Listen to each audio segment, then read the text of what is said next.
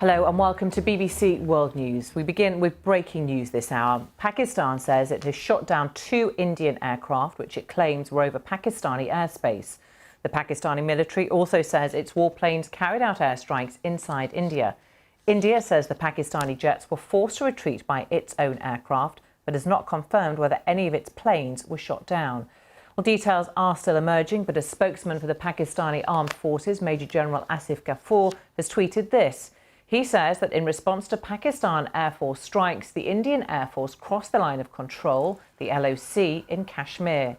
He goes on to say that Pakistan shot down 2 Indian aircraft inside Pakistani airspace.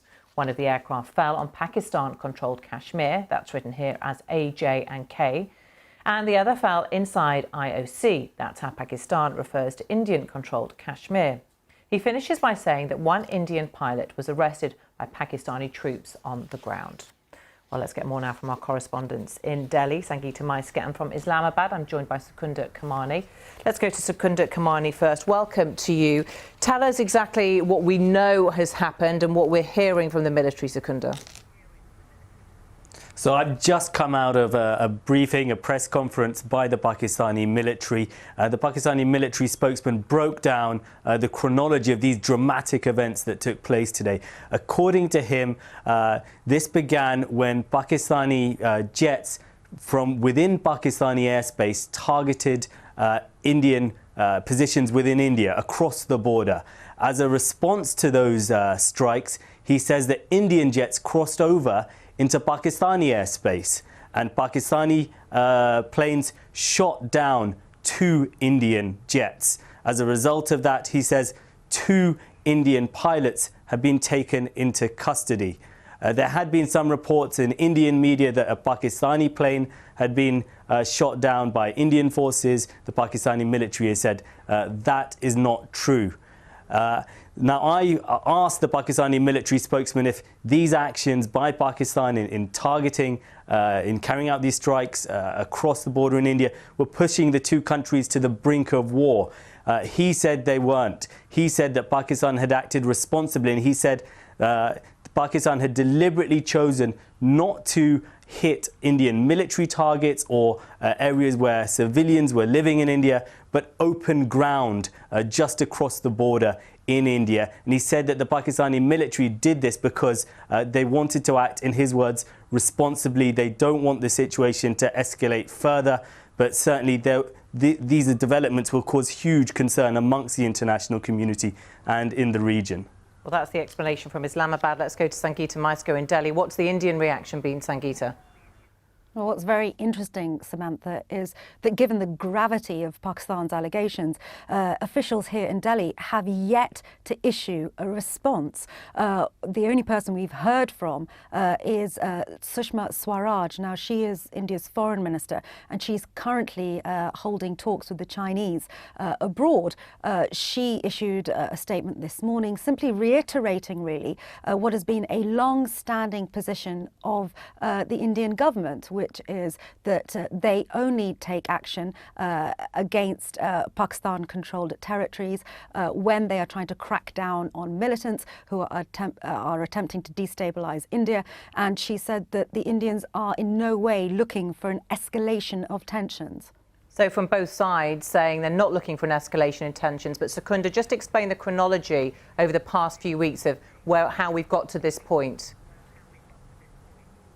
That's right. This all began around 2 weeks ago when a militant group carried out a suicide bombing in Indian-administered Kashmir. Now, the militant group that claimed responsibility for this has a base in Pakistan and has, according to a number of observers, in the past at least, had strong links to the Pakistani intelligence services. That led Indian authorities to blame not just this Pakistani militant group, but effectively the Pakistani state for being involved in this attack, which led to the death of around 40 Indian troops. As a result, yesterday, the Indian Air Force crossed over into Pakistani airspace and carried out some attacks They said they targeted a base of this militant group. They said they killed a number of militants. Eyewitnesses on the ground in the Pakistani military seem to deny that. They say that actually just a few civilian houses were damaged, one person was injured, and there was nothing quite as dramatic as what India was claiming. This response from Pakistan that we've seen today is really the latest in this sequence of unfolding events of this conflict between these two countries. Sangeeta, how serious an escalation do you think events of the past few hours really are for the two countries now? Well, just to set this in some sort of context, India's incursion into Pakistani airspace was the first of its kind since 1971, which just shows the kind of serious consideration that the Indian authorities have been giving their response to that terror atrocity that Secunda was just referring to there. This incursion of airspace is something that is really very unusual. What you usually see is along the line of control, which is effectively the de facto border now in Kashmir between India and Pakistan. Military exchanges between the two. They don't happen often, but they certainly do happen with some regularity. We saw those kicking off once more last night. But what I would say is that this mutual exchange by which both sides have infringed each other's airspace is certainly a significant rise in tensions between those two countries. Secunda, how has it been seeing there in terms of whether or not this is a crucial kind of breaking point for the two countries? Well, I think everyone within Pakistan recognises that this is now a very, very serious situation. Let's not forget these are two countries that are both nuclear armed, that have fought 3 wars against each other over the past 70 years. The Pakistani, there's a pressure really, I think, on both sides to be seen to be responding to each other's attacks. So there was a pressure on the Indian authorities for them to respond to this attack by a militant group. We saw the Indian response yesterday. That response by India yesterday by coming into Pakistani airspace gave the Pakistani authorities the feeling that they needed to do something in retaliation almost, and that's what we've seen today. So it's not really clear where exactly this will end. I think the fact that there are 2 Indian pilots in Pakistani custody is now very significant. The Pakistani army has released images of these pilots, and it's not clear yet whether the presence of these 2 pilots could further inflame tensions with India, or India as a result might act with more caution because these men are now in Pakistani custody. Sangeeta, final question to you. Just put this into context for us, because this dispute has been going back all the way to 1947. Why is Kashmir this disputed territory? Why is it so important to both countries?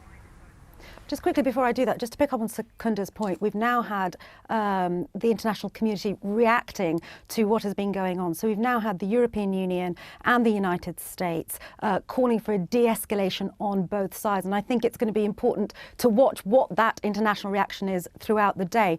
But just to go back, there have been tensions between India and Pakistan unfolding over Kashmir since 1947. When the British divided the subcontinent into India and Pakistan, Kashmir was taken into the sovereign territory of India. At that point, it was a Muslim majority state, as it is now, but with a Hindu king. This made it typical of only 2 states in the newly formed India. Ever since that has happened, Pakistan has disputed that the population there wants to be Indian. They have consistently claimed that they would rather have joined Pakistan. India, since that point, has as Secunda said, fought 3 wars with Pakistan over Kashmir and who should have final control of it. In the 1990s, the United Nations intervened and formed what's called the line of control. And what it did, in effect, was split Kashmir into 2, give the Pakistanis half of it to administer, that's the northern part, and then the southern part was given to India to administer.